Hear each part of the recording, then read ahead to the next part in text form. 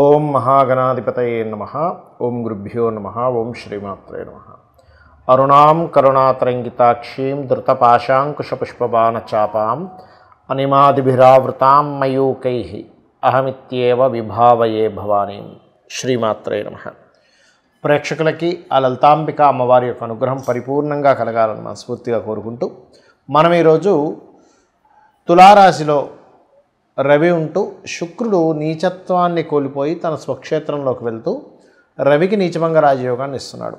తద్వారా ద్వాదశ లగ్నముల వారికి లగ్నం తెలియని వారి రాశి నుంచి చూసుకోండి ఎటువంటి శుభ ఫలితాలు జరగనున్నాయి. తులారాశిలో రవికి కనుక నీచభంగ రాజయోగం జరిగి అదేవిధంగా రవి 2వ తేదీ నుంచి శుక్రుడితో కలిసి ఉండి నీచభంగ రాజయోగాన్ని పొందుతూ 16వ తేదీ నుంచి మారిపోతున్నాడు. అయితే ఈ శుక్రుడు మాత్రం అక్కడ 25వ తేదీ వరకు ఉంటాడు. మధ్యలో ఆఖరి 2 రోజులు కూడా బుధుడు కూడా కలుస్తాడు. దీనివల్ల కొంత యోగాలు కలుగుతున్నాయి. దాని మూలంగా ఎటువంటి విషయాల్లో బాగుండబోతుంది, మరి మిగతా పాపగ్రహాల సంబంధం వల్ల ఇటువంటి విషయాల పట్ల కాస్త జాగ్రత్తగా ఉండాలనేటువంటి అంశాలు చెప్తుంది. నేనైనప్పటికీ కూడా చెప్పిస్తుంది సాక్షాత్ లలిత అమ్మవారిగా భావిస్తూ ఒక్కొక్కటిగా మనం తెలుసుకుందాం. ముందుగా మేషం వారికి కనుక చూసుకున్నట్లయితే మీకు సప్తమ స్థానంలో నీచభంగ రాజయోగం కలిగినందుకు మరియు సప్తమ స్థానంలో శుక్రుడు వస్తున్నందుకు నీచభంగ ఓన్ హౌస్లోకి మీకు కలిగే గొప్ప ఫలితాలు ఏమిటి ఇక్కడ అని చెప్పి చూసుకున్నట్లయితే, ఎప్పటి నుంచో వివాహం కోసం ఎన్నో ప్రయత్నాలు చేస్తున్నా కానటువంటివి ఈ నీచభంగ రాజయోగం వలన వివాహ సంబంధించిన విషయాలు సెట్ అవుతాయి. అందులోని కూడా ఏదైనా గవర్నమెంట్ వ్యక్తులు లేనట్లయితే ప్రేమించినటువంటి వారిని వివాహం చేసుకోవడము, ఇష్టపడి వివాహం చేసుకోవడము, అవతల వాళ్ళంతట వాళ్ళే ఇష్టపడి వివాహం కోసం రావడము, అందులో పర్టికులర్గా బ్యాంకింగ్ సెక్టార్స్ లేనట్లయితే గవర్నమెంట్ రిలేటెడ్ కొన్ని ఉంటాయి కదా, అటువంటి వాటిల్లోని లేదా guiding financial related software related ఇట్లాంటి వాటి నుంచి సంబంధాలు రావడం అనేటువంటిది కనబడుతుంది. అయితే రవి చూడ్డానికి మీకు 7వ స్థానంలో నీచభంగ రాజయోగంలో ఉన్నప్పటికీ ఈ 2వ తేదీ నుంచి రవి యొక్క రాసుల్లో కేతు ఉన్నాడు కాబట్టి, అది కాకుండా మీకు ఏలినాటి శని అంటే 12వ స్థానంలో శని భగవానుడు ఉన్నాడు కానీ వక్రించున్నాడు. దాని యొక్క ప్రభావం మీకు తగ్గాలి అంటే నవగ్రహాలలో అంటే ఈ యొక్క నీచభంగ రాజయోగం మీకు మంచి ఫలితాలు ఇవ్వాలంటే, ఒకటి మీకు 5వ స్థానంలో కేతు ఉన్నందుకు కొంచెం ఏదైనా నిర్ణయాలు తీసుకునేటప్పుడు కాస్త జాగ్రత్తగా నిర్ణయం తీసుకోండి. అదేవిధంగా నవగ్రహాల్లో శని రాహు కేతు గ్రహాల దగ్గర దీపారాధన చేయండి, అది ప్రధానంగా చూసుకోండి. కాకపోతే ఇక్కడ ఈ గుడ్ కాంబినేషన్తో పాటు ఇంకొక డిఫరెంట్ ఎనర్జీస్ యొక్క కాంబినేషన్ అంటే కుజుడు బుధుడు కూడా అష్టమంలో కలిసి ఉంటున్నారు మీకు. దీని మూలంగా ఏంటంటే తాతగారి ఆస్తికి సంబంధించినటువంటి విషయంలో లేకపోతే ఏదైనా రీసెర్చ్ రిలేటెడ్ చేసేటువంటి అంశాలలో కాస్త మీరు జాగ్రత్త వహించాలి. ఇది ప్రధానంగా గుర్తుపెట్టుకోండి. ఇక మీరు నిత్యము చేయవలసినటువంటి దేవతారాధన, సూర్య నమస్కారాలు, ఆదిత్య హృదయ పఠనము, అదేవిధంగా గణపతి యొక్క ఆరాధన చేయండి. అన్ని విధాలా మీకు బాగుంటుంది. చాలామందికి ఈ నీచభంగ రాజయోగాలు కానివ్వండి, విపరీత రాజయోగాలు కానివ్వండి జన్మజాతకంలో ఉంటాయి. కానీ మనం ఎక్కడికి వెళ్ళినా సరే ఏమండి మీకు ఫలానా యోగం ఉంది అంటుంటారు, కానీ వాళ్ళ జీవితం చూస్తే చాలా డౌన్లో వెళ్తూ ఉంటుంది. అర్థం కాదు ఏమిటంటే ఇది ఉందన్నారు కానీ నాకు చూస్తేనేమో పెద్దగా ఏమి కలవట్లేదు, అంతంత మాత్రంగా ఏదో ఉద్యోగం చేస్తున్నాను, ఎప్పుడు ఫైనాన్షియల్గా ఇబ్బంది పడుతున్నా అంటూ ఉంటారు. ఇక్కడ ఏంటంటే మీరు అర్థం చేసుకోవాల్సింది, ఒక యోగము అది గోచారంలో ఏర్పడేటువంటిది తాత్కాలికంగా వచ్చిపోతుంది. కానీ మన జన్మజాతకంలో ఒక గొప్ప యోగం ఉంది అని అన్నప్పుడు ఆ యొక్క యోగము పాపకత్తెరలో ఉందా శుభకత్తెరలో ఉందా గుర్తుపెట్టుకోవాలి. అలాగే ఆ యోగాన్ని కలిగించేటువంటి గ్రహాలు ఎటువంటి ఫలితాలను ఇవ్వడానికి ఉన్నాయి అంటే ఎలా అంటే, ఇప్పుడు ఉదాహరణకి ఒక వ్యక్తికి ప్రాపర్టీ మూలంగా ధనం కలిసి వచ్చేటువంటి యోగం ఉంది. అలాంటప్పుడు ఏంటంటే ఆ జాతకుడు ఆ జీవుడు అమ్మాయి కావచ్చు అబ్బాయి కావచ్చు అప్పుడు ప్రాపర్టీ రిలేటెడ్ సంబంధించిన యాక్టివిటీ చేస్తేనే అవుతుంది. కానీ ఇంకోటి ఏదో ప్లాన్ చేసుకుంటూ ఇంకో దాంట్లో నాకు రావట్లేదంటే అవ్వదు. ఎలా అంటే చూడండి, ఒక చిన్న ఎగ్జాంపుల్ చెప్తాను. మన బాడీలో పలానా వైటమిన్ తగ్గింది అని చెప్పారు డాక్టర్ గారు. విటమిన్ సి అనో విటమిన్ డి అనో B12 అనో సంథింగ్ తగ్గింది.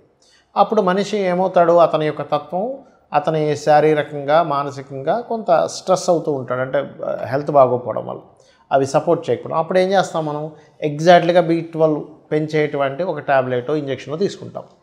అప్పుడు ఎగ్జాక్ట్లీగా అది పెరిగినందుకు కొంచెం ఎనర్జైజ్ అవుతాడు. అలాగే ఇక్కడ ఆ ప్లానెట్ ఆ కాంబినేషన్ ఏదైతే ఉందో దానికి సంబంధించినటువంటి కర్మ చేయడం మీకు ఆ యోగాన్ని ఇస్తుంది. ఒకటి పాయింట్ నెంబర్ 1. రెండవది, ఇక్కడ ఏ గ్రహాలు మనకి పాపకత్తెరలో ఉన్నాయి అంటే చిన్న ఎగ్జాంపుల్ చెప్తాను నేను మీకు.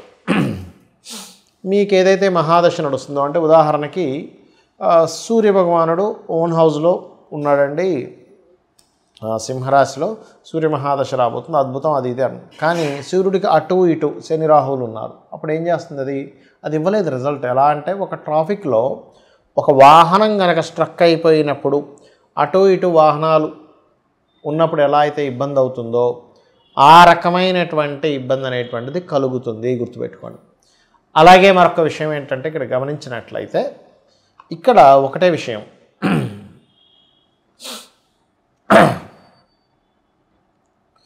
ఇక్కడ ఏంటంటే మీకు పాపగ్రహాలతో సంబంధం ఉందా, అదేవిధంగా శుభగ్రహాలతో సంబంధం ఉందా అని కూడా చూసుకోవాలి. శుభగ్రహాలతో సంబంధం ఉంటేనేమో శుభకర్తెరలో కనుక ఉన్నట్లయితే మీకు రాబోయే మహాదశ కానివ్వండి, మీకు ఉండేటువంటి ఎటువంటి నీచభంగ రాజయోగం కానివ్వండి, విపరీత రాజయోగం కానివ్వండి, అది మీకు ఒక గోల్డెన్ పీరియడ్గా పరిగణింపబడుతుంది ఆస్ట్రాలజీలో. కాబట్టి ఇక్కడ ఏంటంటే మనకి ఏదైనా ఒక యోగం యోగించట్లేదన్నా లేనట్లయితే దాని పోర్ట్ఫోలియోస్ అంటారు. అంటే ఒక గ్రహం ఒక దగ్గర ఉన్నప్పుడు అది ఉండే నక్షత్రము, అది ఉండేటువంటి షోడశ చక్రాల్లో అది ఉండేటువంటి స్థితిని బట్టి దాని యొక్క ఫలితాలని అది ఇస్తూ ఉంటుంది, గుర్తుపెట్టుకోండి. అలా ఇచ్చేటప్పుడు దాని పోర్ట్ఫోలియో కనుక ఒకటి ఉండి మనం ఒకటి ప్రయత్నం చేసేటప్పుడు అది పని చెయ్యదు. కాబట్టి మనం ఏం చేయాలి? ఎటువంటి గ్రహస్థితి ఉన్నా, కానీ కొంతమందికి ఎలా ఉంటుందంటే ఏమిటోనండి జాతకం అర్థం కావట్లేదు అంటూ ఉంటారు. నేను చెప్పేది ఒకటే, లలితా సహస్రనామాలలో మీ జన్మజాతకంలో మీరు ఏదైతే ప్రయత్నం చేస్తున్నారో ఆ ప్రయత్నానికి తగ్గటువంటి నామాలు ఉంటాయి. అంటే ఉదాహరణకి ఉద్యోగం రావట్లేదు, అప్పుడు ఏంటి, ఉద్యోగం అసలు ఎక్కడ ఉంది మీకు? విదేశాల్లో ఉందా, వేరే రాష్ట్రానికి వెళ్తే ఉందా, ఇంట్లోని కూర్చొని వర్క్ ఫ్రమ్ హోమ్ ఉందా, లేనట్లయితే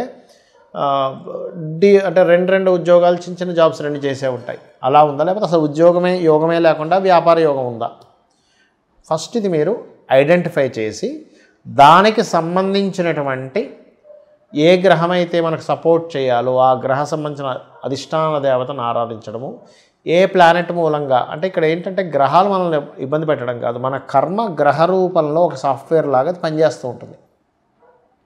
ఆ గ్రహ సంబంధించినటువంటి దానం ఇవ్వడము, ఆ గ్రహ సంబంధించినటువంటి హోమం చేసుకోవడము లేదా తర్పణం చేయడము, ఆ రకంగా చేస్తూ ఉండాలి. అప్పుడు మీకు ఖచ్చితంగా 100% మీరు ఏదైతే లైఫ్లో ఒక గోల్ అనుకుంటున్నారో అది ఖచ్చితంగా తీరుతుంది. దీంతోపాటు ఇప్పుడు ఉద్యోగం రావట్లేదు, ఓం మాణిక్య మకుటాకార జానుద్వయ విరాజితాయ నమః. ధనపరమైన ఇబ్బంది ఎక్కువగా ఉంది, ఓం సంపత్కరీ సమారూఢ సింధుర వ్రజసేవితాయే నమః. లేదు అనారోగ్య సమస్యలు ఇబ్బంది పడుతున్నారు, ఆరోగ్యం బాగుండట్లేదు, అలాంటప్పుడు ఓం సర్వవ్యాధి ప్రశమని సర్వమృత్యు నివారిణి అగ్రగణ్య అచింత్య రూప కలికల్మషనాశిని నమః. ఈ రకంగా ఒక్క నామం అని కాదండి, లలితా సహస్రనామాల్లో మనకి 1000 నామాలు, సహస్రం అంటే 1000 అనంతం అని. అంటే అమ్మవారు ఇక్కడ మనం అర్థం చేసుకోవాల్సింది అనేక రూపాలలో ఉన్నటువంటిది అమ్మవారు. ఆ అనేక రూపాల్లో ఉన్నటువంటి అమ్మవారిని, ఆ ప్రకృతి రూపంలో ఉన్నటువంటి అమ్మవారిని మనం గుర్తిస్తూ తత్సంబంధించినటువంటి ఆరాధన భక్తి శ్రద్ధలతో ధర్మబద్ధంగా ఉంటూ ఎవరైతే చేస్తారో ఖచ్చితంగా అమ్మవారి యొక్క అనుగ్రహం మనకి కలుగుతుంది.